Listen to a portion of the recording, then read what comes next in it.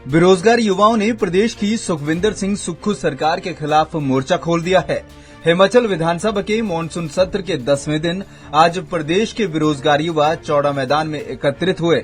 युवा मांगे बेरोजगार संघ के बैनर तले अपनी आवाज उठाते हुए बेरोजगार युवाओं ने कहा कि सरकार ने पिछले 2 साल में 30,000 रोजगार केवल कागजों में दिए हैं। 2 साल में एक भी नई भर्ती नहीं निकाली है। संघ के अध्यक्ष ललित शर्मा ने कहा कि ये सरकार सिर्फ आउटसोर्स से भर्तियों की बात कर रही है, जो बेरोजगारों के साथ धोखा है। आउटसोर्स पर कम पढ़े लिखे लोगों को लगाया जा रहा है। बेरोजगारी की वजह से पढ़ा लिखा युवा सड़कों पर उतरने को मजबूर है। परेशान युवाओं ने कहा कि सरकार रिटायर्ड लोगों को दोबारा रोजगार दे रही है, जिससे उनकी तैयारी का कोई मतलब नहीं रह जाता है। युवाओं ने साफ कहा कि सरकार या तो नई भर्तियां कर उन्हें रोजगार दे, नहीं तो उन्हें गोली मरवा दे।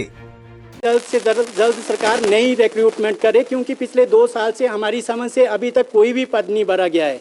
पद भरने का मतलब ये होता है, अगर गवर्नमेंट ने किसी को अपॉइंटमेंट लेटर दिए हैं, वो भर्ती हम लोग मानते हैं कि एक्चुअल वे में हुई है।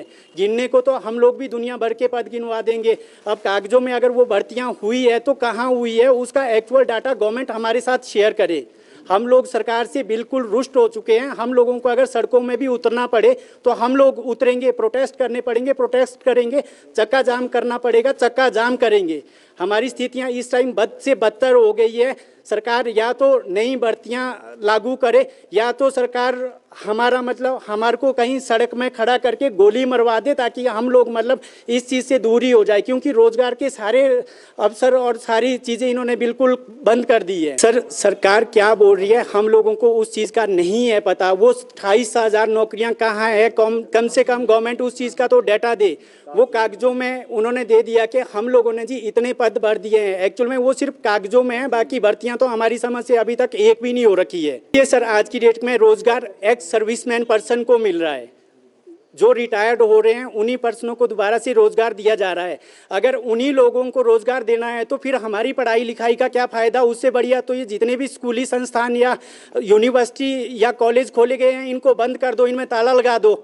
फिर ये लाइब्रेरियां किस काम की है। हमने एक्चुअल में तैयारी किस चीज़ की करनी है, अगर आपने एक्स सर्विसमैन कोटे से ही सबको लेना है। अभी तो हम आगे की रणनीति बना रहे हैं। फिलहाल तो हम लोग प्रोटेस्ट की एक डेट तैयार कर रहे हैं। हमने प्रोटेस्ट करना है, हम सचिवालय का घेराव करेंगे, ज़रूरत पड़ी तो हम चक्का जाम भी करेंगे।